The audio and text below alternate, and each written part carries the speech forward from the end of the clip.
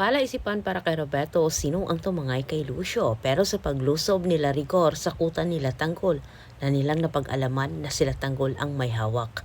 At dahil dito nanginginig sa takot ang mga gerero at batid ni Roberto na nagsasalita itong si Lucio kay Tanggol tungkol sa kanyang inuutos. At higit sa lahat, sigurado na itong si Roberto na may hawak ng ebidensya sila Tanggol sa pag-amin ni Lucio. At samantala, sa tulong ni Pongkay, natunugan nila Tanggol ang mga parak at dahil dito matagumpay na nakatakas sila ni Marites at higit sa lahat sila Tanggol at Ramon.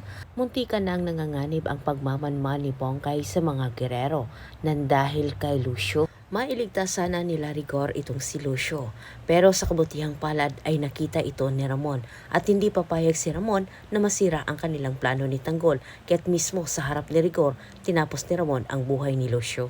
At dahil binabagyo na ng problema ang mga gerero, hindi na sila nakapag-isip ng maayos. At ang pamilyang Mondragon, may ginagawa din ang nasabing pamilya para tuluyan ng gumapang sa lupa ang pamilyang gerero. Kumpleto na ang mga ebidensyang hawak nila Tanggol, makakatulong sa kanila para sa pagbagsak ng mga gerero.